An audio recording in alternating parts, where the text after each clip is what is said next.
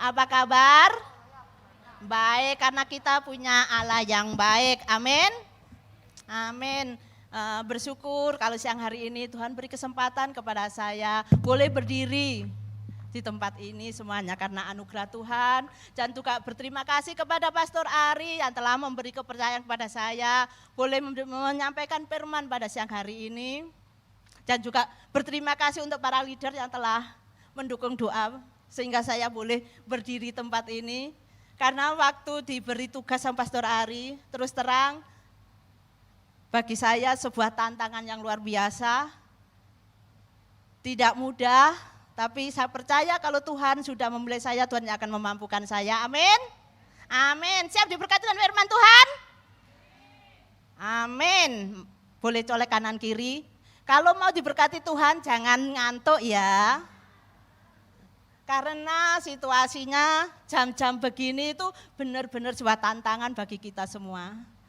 Perut kenyang, duduknya nyaman, AC-nya dengan sepoi-sepoi duduknya berjauhan, tapi sekarang banyak yang dekat-dekat. Jadi saya percaya yang dekat-dekat kalau ada yang lagi gini-gini langsung colek ya. Karena saya di sini berdiri kalau lihat yang begini, oh berarti saya menina bubukkan.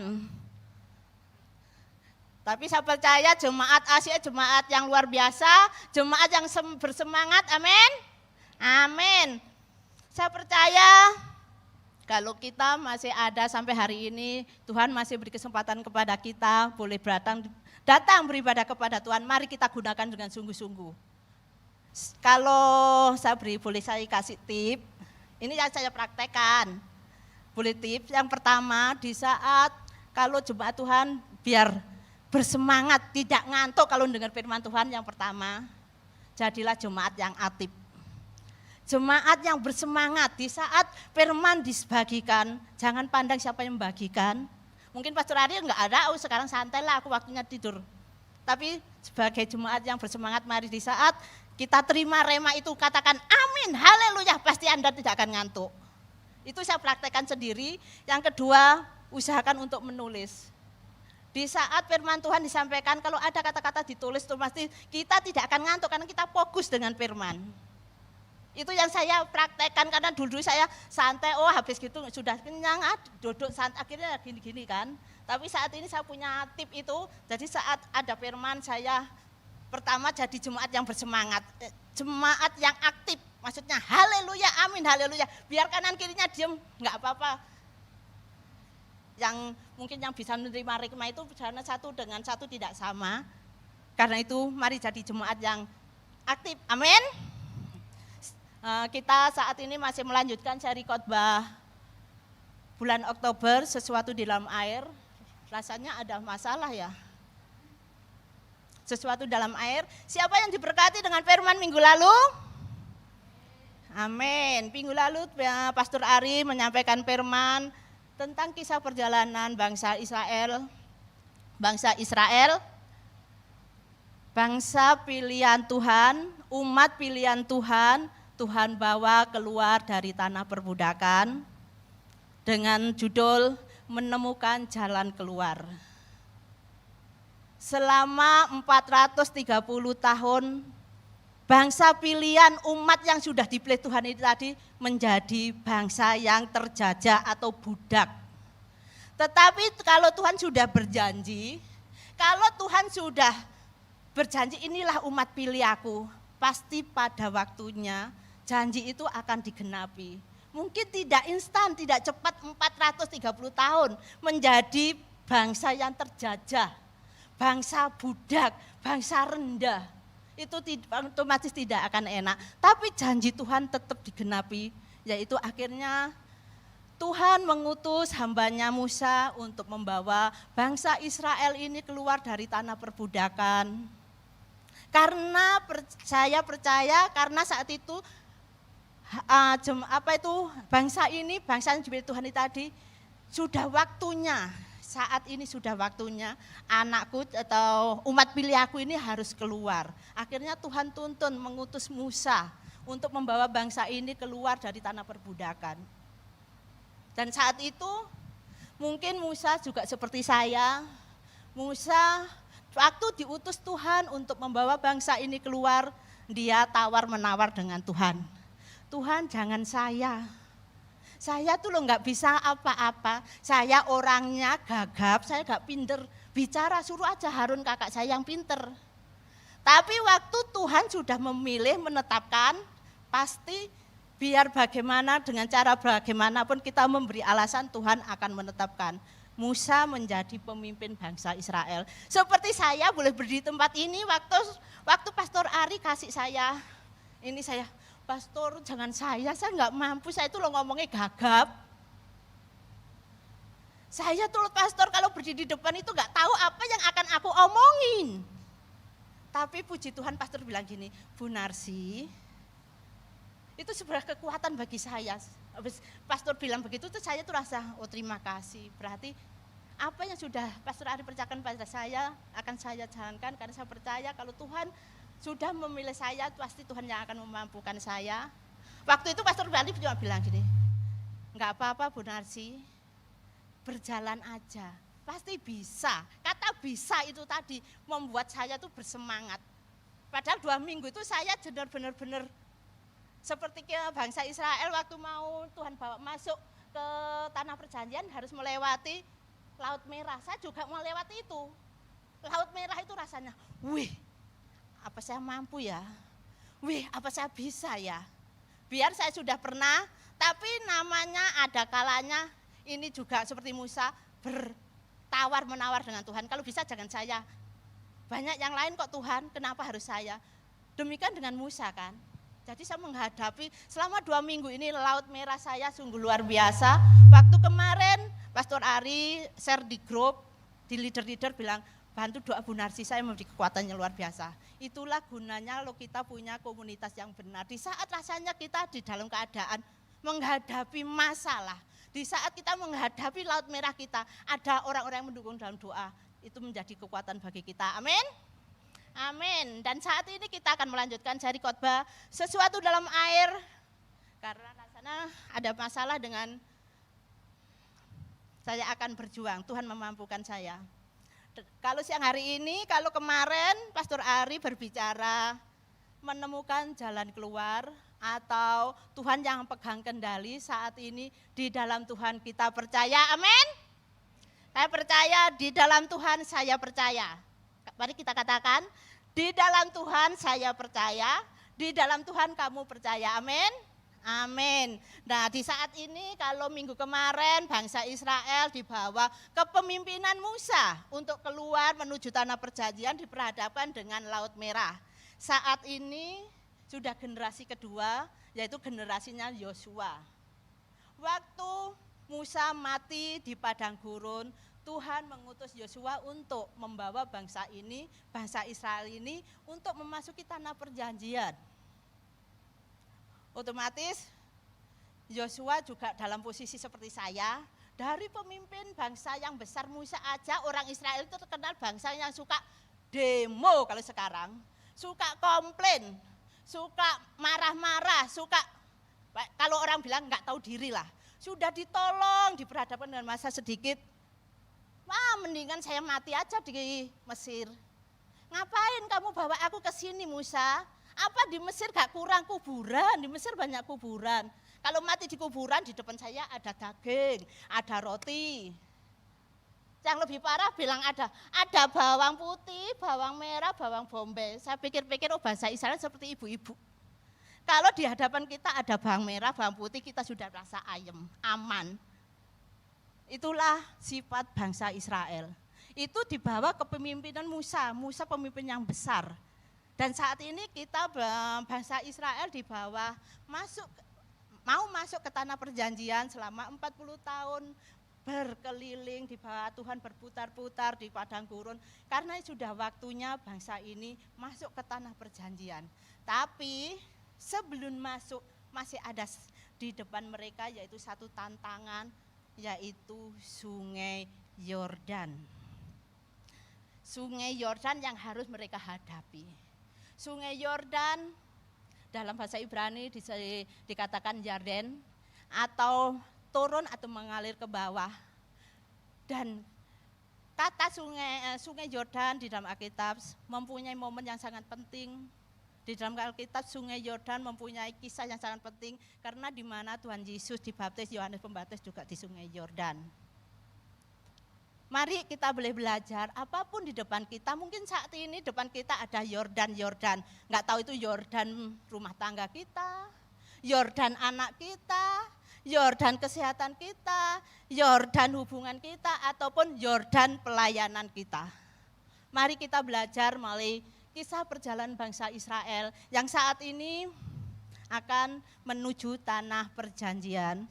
Pesan Tuhan pada siang hari ini, Tuhan akan menuntun kita untuk melewati setiap tantangan yang mustahil. Rasanya mustahil untuk melewati sungai Yordan itu mustahil. Karena sungai Yordan itu sangat lebar, arusnya deras. Otomatis sangat mustahil. Tapi percaya Tuhan akan menuntun kita melewati semua itu karena Tuhan punya tujuan. Agar tujuan Tuhan, rencana Tuhan itu tadi tergenapi di dalam kehidupan bangsa Israel, demikian pun di dalam kehidupan kita, orang-orang Israel rohani kita. Amin. Mari kita akan buka di dalam Yosua 3 ayat 1 sampai 6 ada di display. Saya bacakan. Yosua bangun pagi-pagi, lalu ia dan semua orang Israel berangkat dari Sitim. Dan sampailah mereka ke sungai Yordan. Maka bermalamlah di sana sebelum menyeberang. Setelah lewat 3 hari, para pengatur pasukan menjalani seluruh perkemahan. Ayat yang ketiga, dan memberi perintah kepada bangsa itu katanya, segera sesudah kamu melihat tabut perjanjian Tuhan, Allahmu, yang diangkat para imam, yang memang suku Lewi, maka kamu harus juga berangkat dari tempatmu dan mengikutinya. Yang keempat, hanya antara kamu dan tabut itu harus ada jarak kira-kira 2000 hasta panjangnya. Janganlah mendekatinya, maksudnya supaya kamu mengetahui jalan yang harus kamu tempuh, sebab jalan itu belum pernah kamu lalui dahulu. Berkatalah Yosua kepada bangsa itu, kuduskanlah dirimu, sebab besok Tuhan akan melakukan perbuatan yang ajaib di antara kamu. Dan kepada para imam itu Yosua berkata demikian, angkatlah tabut perjanjian dan menyeberanglah di depan bangsa itu. Maka mereka mengangkat tabut perjanjian itu dan berjalan di depan bangsa itu. Amin. Setelah bangsa Israel ada di padang gurun selama 40 tahun, Tuhan mengutus, ini sudah waktunya, kamu jalan, go. Di depan ada sungai Yordan. Bangsa Israel berkemah 3 hari di tepi sungai Yordan. Otomatis selama 3 hari mereka ini melihat situasi di depannya. Sungai yang mengalir, sungai yang lebar, sungai yang dalam. Bagaimana kita akan menyeberangi? Bagaimana kita akan melewati semua itu? Saya percaya waktu itu Yosua mengalami ketakutan yang sungguh luar biasa. Yang pertama dirinya sendiri. Karena Yosua merasa bangsa yang dipimpin oleh Musa, pemimpin yang besar aja. Bangsa ini, orang-orang Israel ini sering bersungut-sungut, sering komplain, apalagi apalagi Yosua. Yosua belum banyak pengalaman seperti Musa. Pasti Yosua merasa, apa saya mampu, apa saya bisa membawa bangsa ini untuk menyeberangi sungai Yordan ini. Yang kedua, tantangan bagi Yosua orang-orang Israel. Karena sudah terkenal dengan orang-orang yang tadi saya katakan suka demo. Orang yang gak tahu berterima kasih, sudah ditolong, masih ngomel-ngomel di berhadap masalah. Bangsa yang tegar tengkuk, yang suka bersungut-sungut. Musa aja dilawang, apalagi ini Yosua anak kemarin sore bilangnya. Dan yang ketiga di hadapannya sungai Yordan. Sungai yang begitu arusnya deras, arusnya yang sungguh dalam. Sebuah tantangan bagi Yosua untuk membawa bangsa ini. Karena itu saya baca yang ayat ketiga. Dan ketika perintah kepada bangsa itu katanya, segera sesudah kamu melihat tabut perjanjian Tuhan Allahmu yang diangkat para imam, yang memang suku Lewi, maka kamu harus juga berangkat dari tempatmu dan mengikutinya. Puji Tuhan, tabut Allah sangat-sangat ambil peranan yang penting dalam kehidupan bangsa Israel. Tabut Allah memiliki sejarah, kalau orang bilangnya sejarah, karena selama dalam perjalanan dari Mesir menuju tanah perjanjian, selama berjalan di padang gurun, mereka dituntun oleh satu tiang awan, tiang api, dan tabut Allah ada di tengah-tengah mereka. Di saat saat tiang awan itu berhenti, mereka berkemah, tabut Allah ada di tengah-tengah mereka. Di saat mereka jalan lagi, tabut Allah harus yang di depan. Seperti yang kita tahu, tabut Allah melambangkan hadirat Tuhan. Tabut Allah melambangkan penyertaan Tuhan. Karena itu di saat Musa memberi perintah kepada segera sesudah kamu melihat tabut perjanjian Tuhan. Melihat. Mari saat ini, di saat kita diperhadapkan dengan sungai-sungai Yordan, jangan kita fokus dengan masalah kita, tapi mari kita melihat fokusnya Tuhan. Fokusnya tabut perjanjian kalau bangsa perjanjian lama, tapi untuk saat ini yaitu hadirat Tuhan. Di saat kita diperhadap masalah, mata kita hanya ketuju pada Tuhan. Pertolongan kita hanya kepada Tuhan. Tuhan yang sanggup, Tuhan yang akan mampu, Tuhan yang menolong bangsa Israel boleh melewati sungai Yordan ini. Saya percaya Tuhan juga yang akan sanggup di saat kita diperhadapkan dengan masalah persoalan. Jadi di saat diperhadapkan dengan masalah, jangan kita senantiasa hanya fokus masalah, tapi tetap fokus kepada Tuhan. Mungkin masalah masih ada, mungkin kita masih belum terbebas dengan sungai Yordan. Enggak apa-apa, tetap fokus sama Tuhan. Percaya pada waktunya pertolongan Tuhan itu pasti ya dan amin. Amin. Dan di situ dikatakan di waktu tabut perjanjian diangkat, bangsa Israel, tabut di jalan di depan, bangsa Israel dari belakang mengikuti. Dan yang keempat, hanya antara kamu dan tabut itu harus ada jarak kira-kira di 2000 hasta panjangnya. Janganlah mendekatinya, maksudnya supaya kamu mengetahui jalannya harus kamu tempuh, sebab jalan itu belum pernah kamu lalui. Berkatalah Yosua kepada bangsa itu, kuduskanlah dirimu, sebab besok akan melakukan perbuatan yang sungguh ajaib bagi kamu. Yaitu tadi, di saat bangsa Israel berjalan, tabut perjanjian ditaruh depan, bangsa Israel mengikuti. Ada satu syarat, jaga jarak. Bukan berarti saya gak boleh mendekat. Maksud jaga jarak yaitu tadi kita menghormati kehadiran Tuhan. Kita gak sembarangan. Seperti bangsa Israel di dalam memperlakukan tabut perjanjian ini, mereka harus menempatkan di tempat tabernakel, tempat yang suci, yang kudus. Hanya iman besar agung saja yang boleh mendekat. Tidak semua orang bisa mendekat. Kalau mendekat otomatis mereka akan kena hukuman. Karena itu benar-benar tabut perjanjian itu sesuatu yang kudus. Demikian pun di dalam Tuhan, di saat kita datang kepada Tuhan, kita pun juga harus kuduskanlah dirimu. Karena tanpa kekudusan kita tidak bisa menghampiri tata Allah. Karena itu untuk kita boleh melewati, untuk kita boleh mengalami seperti yang dialami bangsa Israel. Nomor satu, kita akan melihat kepada Tuhan. Yang kedua, kuduskanlah dirimu. Jaga jarak. Karena itu tadi kehadiran Tuhan tidak sembarangan. Kehadiran Tuhan, hadiratnya Tuhan itu tadi betul-betul harus kita hormati seperti bangsa Israel menghormati tabut perjanjian. Karena kita boleh belajar dari salah satu di perjanjian lama, yaitu 2 Samuel. Boleh bukakan 2 Samuel. 2 Samuel 6 ayat 6, 7.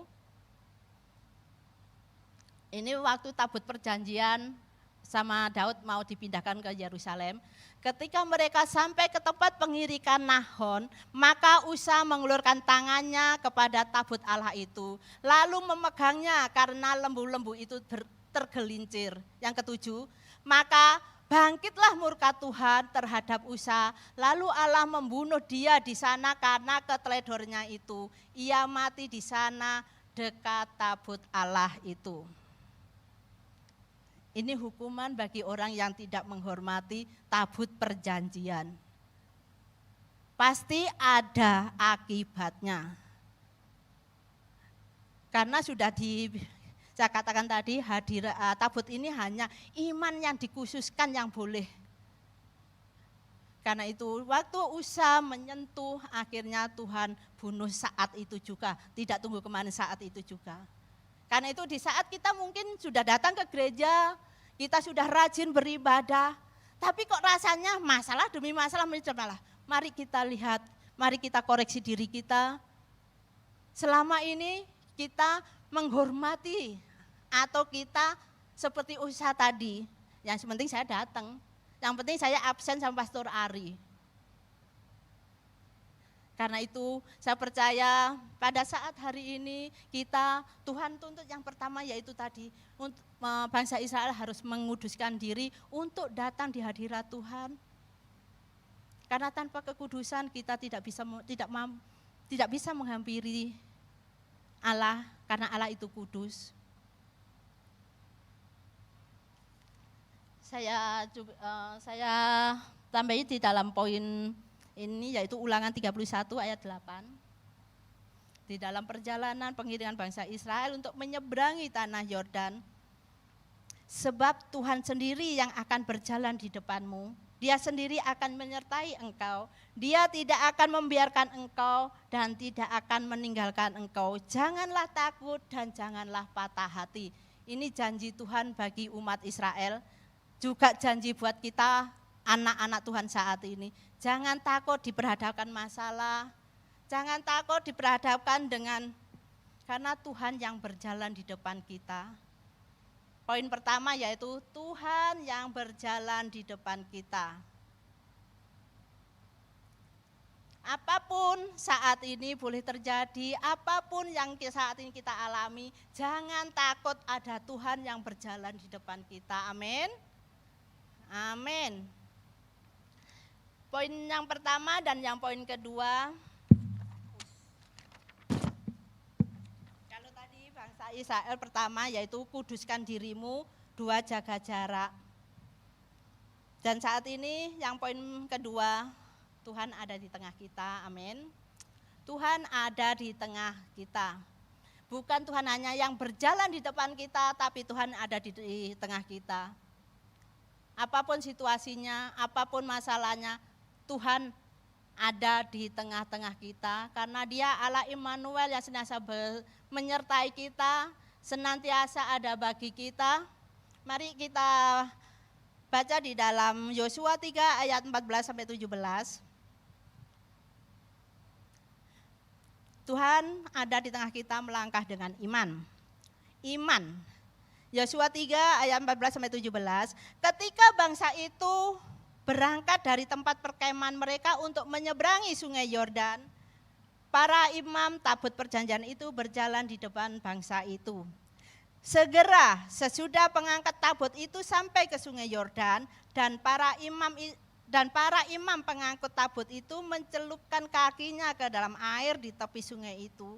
Sungai Yordan itu seblak sampai meluap sepanjang tepinya selama musim menuai. Yang ke-16, maka berhentilah air itu mengalir. Air yang turun dari hulu melonjak menjadi bendungan jauh sekali di dekat Adam, kota yang terletak di sebelah Sartan. Sedang air yang turun dari laut Araba itu, yakni laut asin, terputus sama sekali.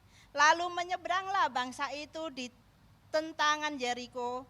Yang ke-17, tetapi para imam itu pengangkut tabut perjanjian Tuhan itu tetap berdiri di tanah yang kering di tengah-tengah sungai Yordan. Sedang seluruh bangsa Israel menyeberang di tanah yang kering sampai seluruh bangsa itu selesai menyeberangi sungai Yordan. Amin. Tuhan ada di tengah-tengah kita, melangkah dengan iman. Di dalam hidup ini kita diperlukan iman. Iman. Seringkali Tuhan menyuruh anak-anaknya di luar nalar kita, di luar pikiran kita. Kenapa harus ini, harus itu. Tetap itu ya tadi, yang kita perlukan iman. Mari kita melangkah dengan iman seperti bangsa Israel ini. Di saat para imam pengangkut tabut perjanjian mencelupkan kakinya, jus, dengan otomatis air itu, kalau yang di sungai, yang di Laut Merah terbelah, tapi kalau yang di sungai Yordan ini terputus. Airnya jadi membalik ke sana, yang arah ke sini, yang ke laut mati kering. Jadi terputus. Dan bangsa dan umat pilihan Tuhan ini tadi, di saat iman berdiri di tengah-tengah sungai Yordan, bangsa disuruh jalan, silakan jalan. Berapa ribu orang yang siap bertempur aja, 40.000 orang itu yang siap bertempur, yang berusia di atas 20 tahun. Belum anak kecil, belum para wanitanya, otomatis lama. Itu air terbendung. Kalau seandainya itu para pengangkut tabut perjanjian nggak punya iman, jangan-jangan air ini meluap.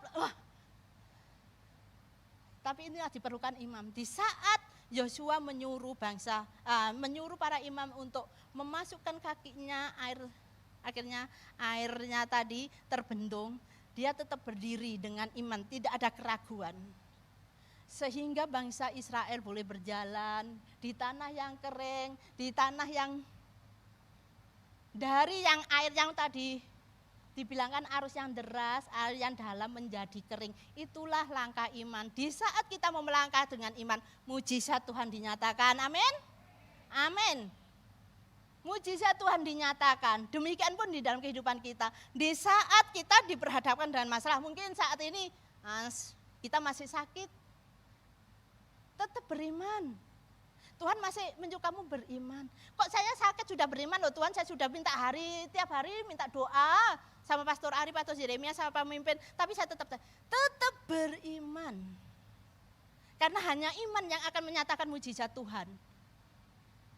Itu tadi, hanya kalau kita beriman kita pasti merasakan pada akhirnya pertolongan Tuhan. Seperti kisahnya Abraham. Di saat Abraham disuruh keluar dari tanah kelahirannya, Tuhan cuma suruh, Abraham, kamu tinggalkan tanah kelahiranmu, sanak saudaramu, pergilah ke tanah yang akan aku tunjukkan. Abraham belum tahu di mana Tuhan akan menuntun Abraham ini, cuma pergilah. Tapi Abraham dengan iman melangkah pergi. Padahal waktu itu Abraham di Haran itu sudah hidup enak, sudah mapan, orang kaya, karena banyak ternak, banyak budaknya, banyak pegawai-pegawainya otomatis orang kaya. Tapi di saat Tuhan suruh Abraham, tinggalkan sanak saudaramu, pergilah ke tanah yang akan kutunjukkan. Dia ambil langkah iman, pergi tanpa tahu. Mungkin kalau saat ini kita disuruh, Google sih lah, di mana ya ini tempatnya? Wah, di mana ya ini ya? Tanah perjanjian itu di mana ya arahnya? Tapi saat itu belum ada yang namanya Mbak Google. Belum ada yang namanya belum ada. Jadi Abraham cuma dengan iman melangkah, saya jalan. Di dalam Ibrani dikatakan, tetapi tanpa iman tidak mungkin orang berkenan kepada Allah. Sebab barang siapa berpaling kepada Allah, ia harus percaya bahwa Allah ada, dan bahwa Allah memberi upah kepada orang yang sungguh-sungguh mencari Dia. Amin. Iman adalah dasar dari segala sesuatu yang kita harapkan. Dan bukti dari segala sesuatu yang tidak lihat. Itulah iman. Kalau di Indonesia apa sih iman? Oh, iman saya itu anak Tuhan, itu saya beriman sama Tuhan. Bukan itu. Iman adalah di saat kita belum melihat tetap percaya, itulah iman. Di saat kita sakit belum sembuh tetap percaya Tuhan yang menyembuhkan, itulah iman. Seperti waktu di dalam Kejadian dalam Kejadian di mana imanku? Kisah Abraham waktu disuruh menyerahkan Ishak. Abraham menunggu anak perjanjian dari Tuhan karena Tuhan berjanji dari keturunanmu lah akan lahir suatu bangsa yang besar yang tidak terhitung besarnya. Tapi waktu itu Tuhan pada suatu saat iman Abraham dicobai, Tuhan meminta Ishak untuk dikorbankan di Gunung Moria. Tanpa ragu, tanpa khawatir, tanpa berbantah-bantah, tanpa tawar-menawar, Abraham pergi.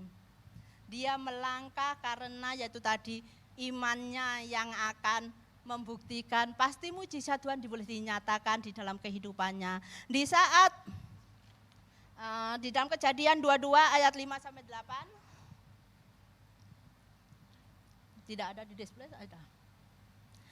Ketika kata Abraham kepada kedua bujangnya itu, tinggallah kamu di sini dengan keledai ini.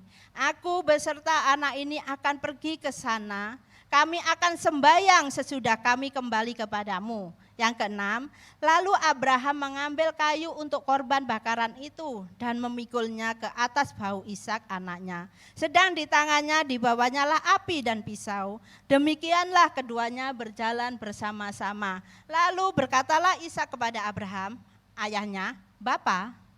Saud Abraham, ya anakku. Bertanyalah ia, di sini sudah ada api dan kayu, tetapi di manakah anak domba untuk bakaran itu? Saud Abraham, Allah yang akan menyediakan anak domba untuk korban bakaran baginya, anakku. Demikianlah keduanya berjalan bersama-sama. Itulah iman.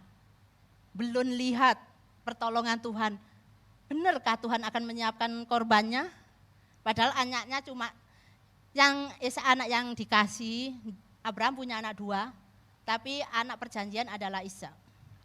Anak yang dikasih, anak yang dinantikan di masa-masa tuanya, saat itu Tuhan minta untuk dikorbankan. Dan saat itu waktu Abraham melangkah dengan iman, dia berkata kepada bujangnya, kamu tinggal di sini, saya mau ke sana bersembayang. Dan yang sungguh luar biasa, otomatis secara naluri seorang anak sudah membawa kayu, sudah ada pisau, sudah ada api, pasti ada yang akan dikorbankan. Mana Bapak dombanya? Mana yang akan menjadi korban bakaran Bapak? Otomatis ada pertanyaan-pertanyaan itu. Tapi dengan iman Abraham mengatakan Tuhan yang akan menyediakan. Itulah iman yang sungguh luar biasa. Iman yang sangat terbukti bila dilakukan dengan akhirnya domba itu disiapkan, domba itu tersedia. Karena itu tadi Tuhan seringkali Tuhan itu loh hanya menjajal karo wong Jawa itu. Benarkah? Waktu sesuatu yang kamu sayangi, yang kamu cintai, aku minta, benarkah mau memberi? Seringkali Tuhan itu begitu dengan kita. Seringkali kita diperhadapkan dengan masalah-masalah, Tuhan itu sebetulnya cuma mau melihat respon kita, melihat tanggapan kita waktu Tuhan memberi kita ujian. Tuhan enggak memberi pencobaan, Tuhan memberi ujian. Kalau cobaan itu iblis, tapi Tuhan memberi ujian. Seperti yang saya alami selama 26 tahun di Hong Kong, saya juga mengalami yang dinamakan seperti orang Israel tadi, dibawa Tuhan berkeliling, berputar-putar. Pada saatnya saya sudah mau menyerah. Pada saat saya sudah Tuhan angkat tangan, sudah saya pulang kampung, saya jual rumah saya untuk bayar hutang. Karena saya bangun rumah didanai oleh mbak saya, kakak saya. Dan kalau saya kerja sini, saya rencananya mau saya mengembalikan utang saya.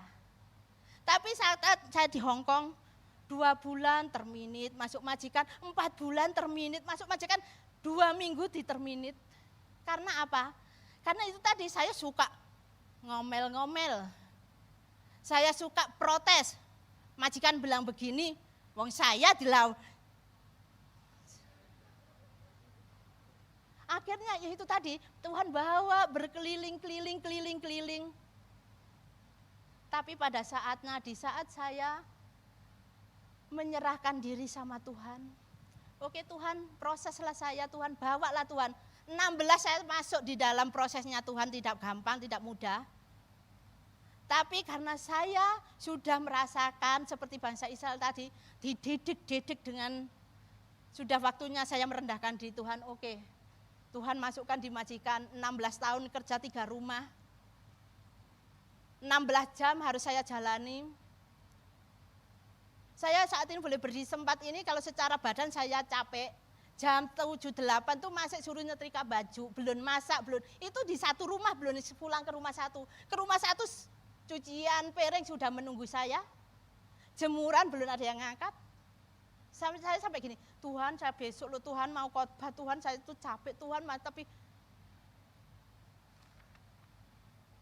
tapi saya percaya 16 tahun benar-benar saya Tuhan proses saya. Sebagai single parent tidak mudah, tidak gampang. Banyak air mata yang saya keluarkan. Tapi saya percaya Tuhan didik saya agar saya mengubah pola pikir saya. Mengubah sikap saya.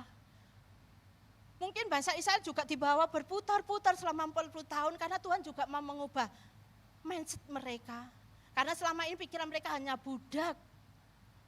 Apa yang dikerjakan orang suruhan tanpa ada inisiatif apa-apa. Tidak ada, oh saya harus melakukan ini, tidak ada namanya budak seperti kita di tempat majikan.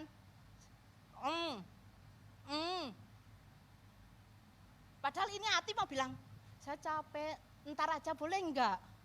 Tapi cuma, hai. Itulah jenis nama budak. Tapi saya sungguh bersyukur kalau saya boleh 16 tahun di tempat itu. Karena Tuhan punya tujuan dalam kehidupan saya. Demikian pun saya percaya saat ini kalau teman-teman dan saudara-saudara terkasih juga diperhadapkan dengan masalahnya mungkin enggak seperti saya, masalahnya lain. Tetap percaya Tuhan punya tujuan, Tuhan punya rencana.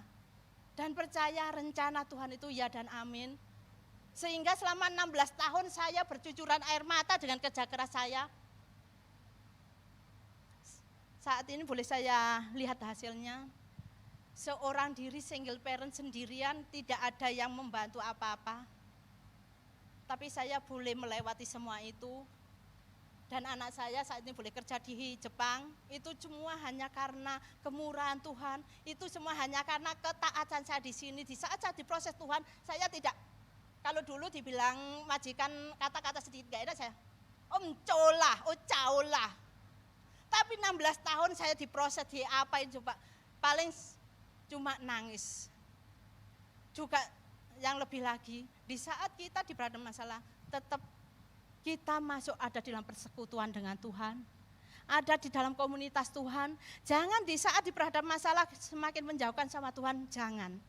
Itu yang boleh saya alami sehingga saya boleh berdiri di tempat ini itu bukan karena kuat atau gagah saya, tidak. Tuhan sudah melihat bukti, anakku biar aku proses apapun seharusnya dia tidur di rumah loh.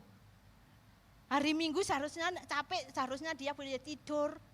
Tapi dia mau datang ke rumah Tuhan boleh melayani, itulah Tuhan kita, Tuhan yang sungguh baik. Tuhan melihat pengorbanan kita, Tuhan tahu air mata kita, Tuhan tahu apa yang kita alami dalam kehidupan kita. Seperti bangsa Israel ini juga, di saat mereka menghadapi sungai Yordan mau masuk tanah perjanjian itu tadi, dengan sungai yang sangat deras itu, Tuhan kasih mujizat, dia keringkan, dengan nyaman bangsa Israel boleh berjalan. Demikian pun mungkin saat ini Yordan itu masih ada dalam kehidupan kita. Tapi pada saatnya kita akan melalui seperti orang Israel masuk ke tanah perjanjian. Amin. Karena Tuhan ada di tengah-tengah kita. Tuhan ada berjalan bersama kita. Tuhan ada di tengah-tengah kita. Itulah dahsyatnya kita sebagai Israel rohani saat ini. Jadi di saat kita diperhadapkan dengan sungai Yordan, jangan menyerah. Jangan menyerah. Percaya pertolongan Tuhan tepat pada waktunya. Tuhan tidak meninggalkan kita sendirian. Tuhan yang akan memampukan kita boleh melewati semua itu seperti yang boleh saya alami. Boleh saya alami, tinggal 3 bulan lagi saya masuk kampung halaman. Amin. Itulah ajaibnya Tuhan. Di saat Tuhan izinkan saya di tengah-tengah padang gurun. Di saat padang gurun itu saya alami 16 tahun. Tapi saya di balik padang gurun saya juga melihat kemurahan Tuhan, melihat berkat-berkat Tuhan diberikan kepada saya. Di saat majikan kena COVID sana sini, pemeliharaan Tuhan sempurna, penjagaan Tuhan bagi saya sungguh sempurna. Karena saya kalau seandainya kena, gimana saya boleh merawat semua orang ini?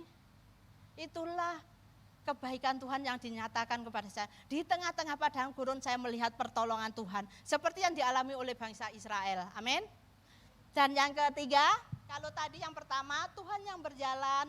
Yang kedua, Tuhan ada di tengah-tengah kita. Sekarang Tuhan ada di belakang kita. Protektifnya Tuhan itu sempurna bagi kita. Tuhan yang tidak meninggalkan kita sendirian. Tuhan tidak meninggalkan kita untuk berjuang sendiri, untuk bergumul sendiri. Tuhan yang senantiasa ada bagi anak-anaknya yang mau percaya kepada Tuhan. Amin. Dan belum toh.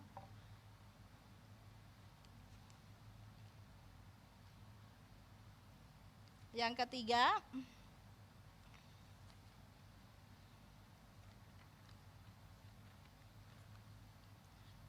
karena banyak catatan sampai bingung. Yang ketiga, Tuhan ada di belakang kita. Ingat kesetiaannya Tuhan. Kalau kita ada sampai saat ini, kalau kita boleh berdiri sampai saat ini, semua hanya karena kesetiaannya, amin. Hanya karena kesetiaan Tuhan. Di saat kita boleh melalui semuanya, Tuhan ada di belakang kita. Tuhan tidak meninggalkan kemungkinan, oh Tuhan sudah di depan, sudah di tengah, sudah tidak. Seringkali serangan juga terjadi di belakang. Karena itu Tuhan juga menjaga dari serangan dari belakang. Karena Tuhan kita, Tuhan yang peduli kepada kita, Tuhan yang senantiasa mengasihi, menyertai, seperti penyertaan bangsa Israel boleh masuk ke tanah perjanjian. Tuhan di saat bangsa Israel berjalan, ini tabut ini tetap berdiri di tengah-tengah. Tetap. Setelah bangsa ini seluruhnya nyebrang, baru Yosua mengutus para pengangkut tabut perjanjian. Melangkahlah. Mentas bahasane wong Jawa dari sungai itu tadi. Begitu orang ini pengangkut tabut perjanjian ini tadi sudah menginjak ke tanah yang kering, dengan otomatis ini air biem seperti tsunami. Saat ini di kampung saya boleh mengalami berkat Tuhan dengan kelebihan air, banjir bandang.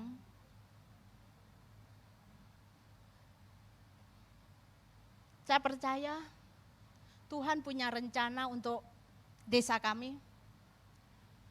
Di balik musibah ini, Tuhan ingin menyatakan kuasa-Nya.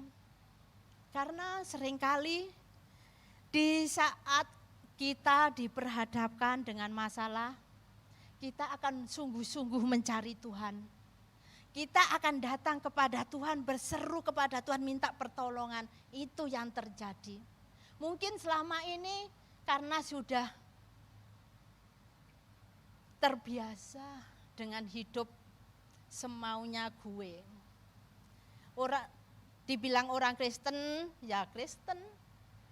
Tapi ke gerejanya setahun cuma Natalan. Minum jalan, merokok jalan, selingkuh jalan. Dibilang, karena di tempat saya ada 3, Hindu, Islam, Kristen. Tapi sudah waktunya memangnya Tuhan ingin orang-orang yang ada di kampung ini mau bertobat dengan sungguh-sungguh. Kalau sudah diperhadapkan dengan otomatis mereka hanya Tuhan tolong. Tuhan saya tidak ada makan. Tuhan saya gimana? Tuhan Bagaimana kelanjutan hidup ini Tuhan? Mungkin selama ini mereka acuh tak acuh. Yang penting ada makan kenyang. Mau ngerokok ada rokok, mau minum ada minum. Mau mabuk, mabuk. Enggak peduli soal. Tapi saat ini Tuhan tegur di desa kami. Air bandang, air banjir itu yang belum pernah selama saya bukan hampir sih, setengah abad lebih, belum pernah melihat air seperti sekarang. Tapi saat ini, kalau biasanya sih bulan itu Januari yang bisa dipastikan ada banjir. Tapi sekarang masih bulan berapa? 10 itu sudah semua. Di dalam rumah ada yang 1 meter, ada yang 1,5 meter. Sampai saya tanya lagi mana itu elektroniknya? Ya kerendam. Nggak mungkin kan banjir langsung elektroniknya seperti TV atau kulkas mau di wong Jawa disunggi. Kalau bahasa Indonesia apa? Nggak mungkin kan? Otomatis ya sampai meja ruang tamu aja ya berenang. Itu yang dialami oleh saudara-saudara saya yang di kampung. Saya melihat ternyuh, sedih iya. Tapi saya percaya di balik semua ini Tuhan punya maksud tujuan. Biar di balik masalah ini mereka boleh datang sungguh-sungguh kepada Tuhan, tidak semaunya. Kalau selama ini mungkin cuma ke gereja, pulang gereja, ayo omben. Habis dari gereja, ayo ke sana, jalan. Tapi waktu banjir masa mungkin mau minum itu air banjir ya. Itu yang sedang dialami. Benar-benar saya melihat itu menangis. Saya ben Tuhan teguran, tapi ini demi kebaikan juga. Saya percaya di balik semua ini juga ada maksud tujuan. Seperti bangsa Israel di waktu Tuhan bawa juga keliling-keliling, Tuhan juga punya tujuan. Karena bangsa Israel gampang, saya kembali aja ke Mesir. Ngapain susah-susah di padang gurun? Mana janji Tuhan? Mana itu yang katanya susu dan madu itu mana? Sudah 40 tahun mending aku mati aja di Mesir. Di depanku ada roti, ada daging. Itu yang dialami oleh orang-orang Israel. Demikian pun saat ini orang-orang saat ini juga mengalami seperti itu. Hidup kedagingan bagi mereka nikmat, sehingga pada waktunya inilah waktunya Tuhan untuk membuat mereka bertobat, sehingga yaitu tadi Tuhan cuma sentil itu belum seberapa banjir ini belum. Seandainya sudah tsunami seperti Aceh, tapi saya percaya Tuhan yang baik tidak akan, sehingga orang kampung saya boleh berbenah kembali, boleh hidup benar di hadapan Tuhan, dan lebih lagi boleh mencari Tuhan dalam kehidupannya dengan sungguh-sungguh. Karena itu tadi Tuhan yang senantiasa berjalan di depan, di tengah, dan di belakang kita. Mari kita baca di dalam Yosua 4.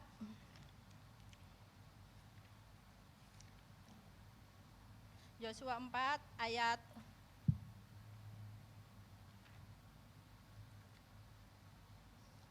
1-4. Setelah seluruh bangsa itu selesai menyeberang sungai Yordan, berfirmanlah Tuhan kepada Yosua demikian, pilihlah dari bangsa itu untuk 12 orang, seorang dari tiap-tiap suku.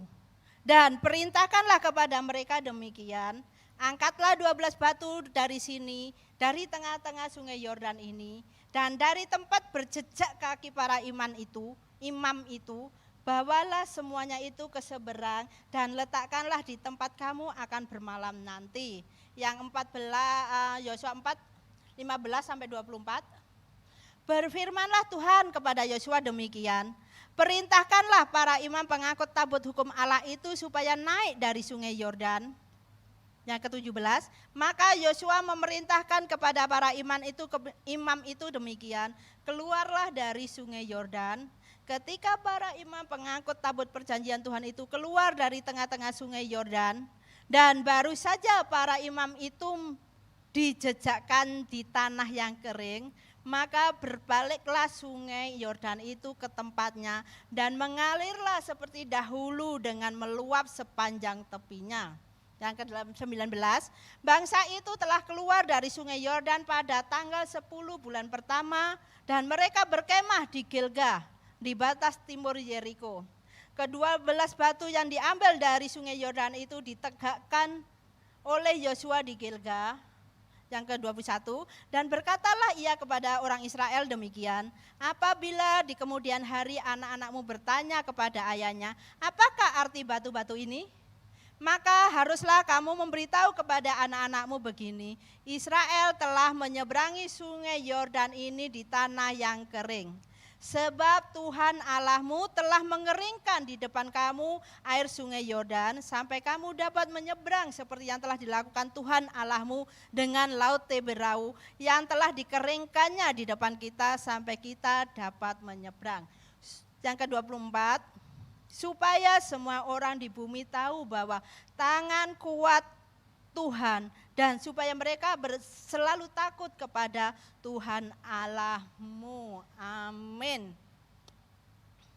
Sudah seperti yang saya bahas tadi, di waktu para pengangkut tabut perjanjian menjejakkan kakinya di tanah yang kering, sungai itu pun akhirnya kembali seperti semula, meluap sampai ke tepian, meluap sampai ke tepian. Itu tadi karena Tuhan. Kalau tadi yang pertama tabut harus masuk pertama, dan yang terakhir tabut yang terakhir. Karena setelah seluruh bangsa Israel menyeberang, tabut itu masih ada di tengah. Waktu Tuhan Yosua perintahkan, akhirnya para pengangkut tabut perjanjian menjejakkan kaki. Itu sudah di belakang sudah nggak ada orang kan, sudah semua sudah. Itulah janji Tuhan buat kita. Di saat kita diperhadapkan, Tuhan pun masih tetap berperang bagi kita di belakang kita. Tuhan tidak meninggalkan kita sendirian di belakang sendirian. Kebanyakan kalau kita tinggal sendirian di belakang itu yang sering dimakan sama. Karena biasanya singa itu mencari mangsa bukan yang banyak di gerombolan, tapi yang cuma di belakang sendirian. Tapi bersyukur kita punya Tuhan yang masih membentengi kita di belakang kita. Jadi kita masih, kalau ada singa mau menerkam kita, berhadapan dulu dengan Tuhan. Itulah janji buat kita. Karena itu di saat ini, mari kita boleh belajar melalui perjalanan bangsa Israel. Bangsa umat pilihan Tuhan, bangsa yang dipilih oleh Tuhan. Masalah mungkin sebagai orang benar, orang percaya kita seharusnya kalau kita ikut Tuhan nggak ada masalah. Seharusnya kalau kita setia melayan Tuhan nggak ada masalah. Seharusnya kalau saya tiap minggu ke gereja tidak masalah. No, itu bukan janji Tuhan. Seperti umat bangsa Israel, umat pilihan, orang yang terpilih, orang dipilih oleh Tuhan. 430 tahun mereka berhadapan dengan masalah. Dan sudah waktunya Tuhan bawa, aku sudah berjanji sama Abraham, anak keturunanmu lah yang akan menempati tanah Kanaan, tanah perjanjian. Akhirnya dibawa, untuk keluar, untuk menuju tanah Kanaan tidak enak, tidak mudah. 40 tahun proses.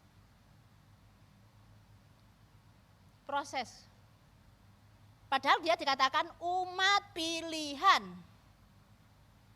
Karena itu kalau kita mengklaim kita anak percaya sama Tuhan nggak ada masalah, tidak mungkin.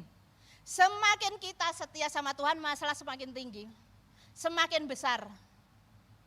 Semakin kita setia dengan Tuhan, percaya tantanganmu akan lebih besar. Itulah yang kita karena Tuhan, rencana Tuhan, tujuan Tuhan tidak seperti manusia. Mungkin kita sebagai orang tua, karena kita begitu mengasihi anak kita, karena begitu kita menyayangi anak kita, apa yang diminta anak kita akan kita turuti. Karena begitu mengasihinya. Tapi akhirnya penyesalan gak di depan. Penyesalan pasti di belakang. Kalau kita diamkan anak kita semaunya, hidup bebas, pergaulan bebas, mau sekolah yang nggak apa, nggak sekolah yang nggak apa-apa, terserah. Tapi sebagai orang tua yang menyayangi anak, seharusnya kita mendidik seperti Tuhan mendidik orang Israel. Di saat mungkin anak kita mulai melenceng, jangan. Tidak, itu bukan. Jangan.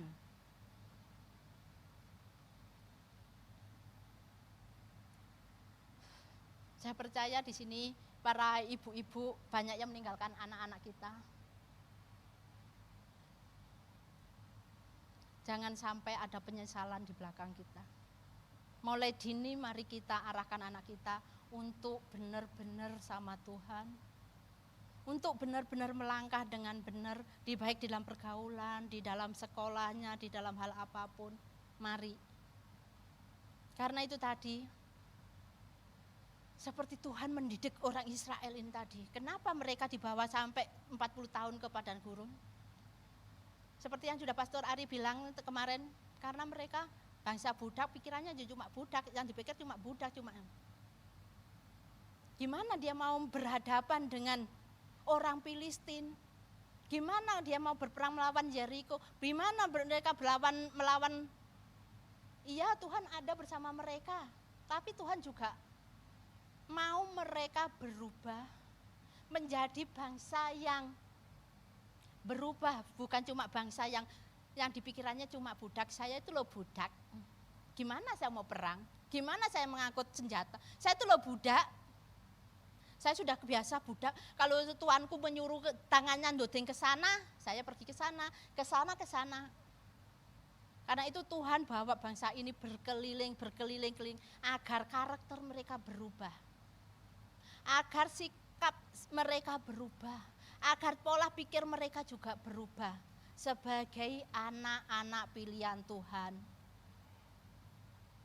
sebagai umat-umatnya Tuhan, bukan umat budak, tapi umat pilihan Allah, umat kerajaan Allah.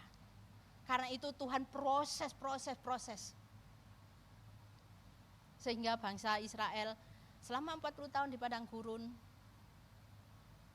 boleh mengalami prosesnya Tuhan. Demikian pun di dalam kehidupan kita, kalau saat ini mungkin Tuhan masih proses. Percayalah, Tuhan punya maksud, punya tujuan untuk mendewasakan kita, untuk semakin kita kuat lagi, untuk semakin kita bergantung kepada Tuhan, untuk semakin kita mengarahkan hanya Tuhan. Jangan cuma mengarahkan mata kita kepada masalah persoalan. Jangan cuma mengarahkan mana pertolongan Tuhan. Katanya Tuhan mau tolong mana. No, tidak. Tapi mari kita senantiasa hanya berserah, percaya penyertaan Tuhan. Karena Tuhan itu tidak hanya yang berjalan di depan kita, tidak hanya cuma berada di depan kita, tapi Tuhan yang setiasa juga ada di belakang. Tuhan ada di mana-mana, seperti pujian, kanan kiriku ada Tuhan, di sekelilingku ada Tuhan. Itulah janji Tuhan buat kita, amin. Sepertinya dinabubukkan ya. Oke, mari kita di dalam Yesaya, nggak ada di teks sih, saya tulis sendiri. Yesaya 52 ayat 12. Di situ dikatakan, sungguh kamu tidak akan buru-buru keluar dan tidak akan lari-lari berjalan, sebab Tuhan akan berjalan di depanmu dan Allah Israel akan menjadi penutup barisanmu. Inilah janji Tuhan. Dihadapkan masalah, jangan buru-buru. Ketika kita berhadapan masalah, jangan cepat-cepat berlari. Cari pertolongan orang lain. Cari pertolongan ke dukun. Cari pertolongan ke Gunung Kawi. Jangan. Di sini dikatakan, jangan buru-buru, jangan berlari-lari jalanmu. Karena Tuhan yang akan membentengi barisanmu. Jadi sampai ke semuanya Tuhan jamin. Tapi itu tadi dengan satu syarat.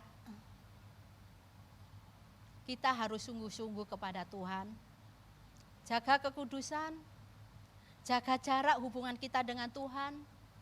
Kiranya Tuhan berkata ini tidak berkenan di hadapanmu. Harus kita. Kalau Tuhan oh ini tidak layak anakku, aku gak suka anakku, oh ini tidak. Kita harus ngikuti kata Tuhan. Itu yang boleh kita alami di dalam pikiran kita seperti bangsa Israel. Dalam pimpinan Tuhan, karena Tuhan yaitu tadi punya tujuan, punya rencana dalam kehidupan orang-orang Israel bangsa ini. Sehingga mereka diproses demikian dengan saya pun diproses.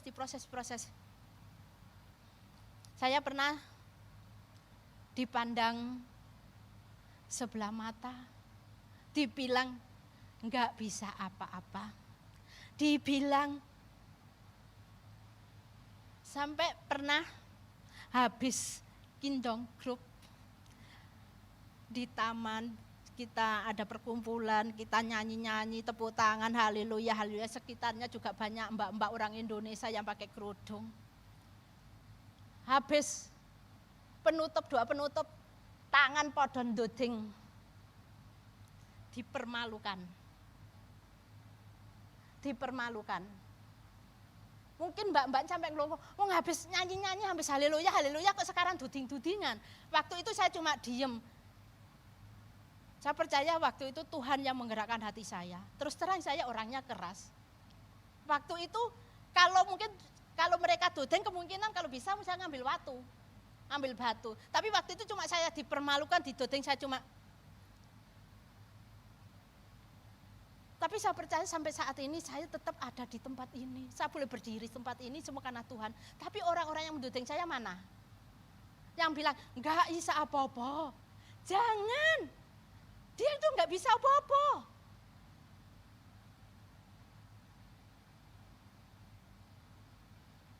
Tapi saya percaya kalau Tuhan sudah memilih saya, Tuhan yang akan memampukan saya. Demikian pun dengan saudara-saudara yang saat ini boleh duduk di tempat ini. Mari apapun yang sudah Tuhan percayakan, apapun itu talenta yang Tuhan, mungkin orang memandang, enggak iso itu, jangan. Tetap hanya memandang kepada Tuhan. Saya biar didodeng, saya tidak melarikan dari gereja, tetap saya setia di gereja ACE. Saya 98 mulai 98 jemaat lama tinggal saya sendirian. Angkatan Cik Yaya itu sudah enggak ada semua. Sudah tinggal saya sendiri, 98. Saya diproses di tempat ini, didodeng-dodengnya enggak mampu lah, kan enggak iso apa-apa lah. Tapi saya tetap, karena saya ke gereja tujuannya untuk cari Tuhan.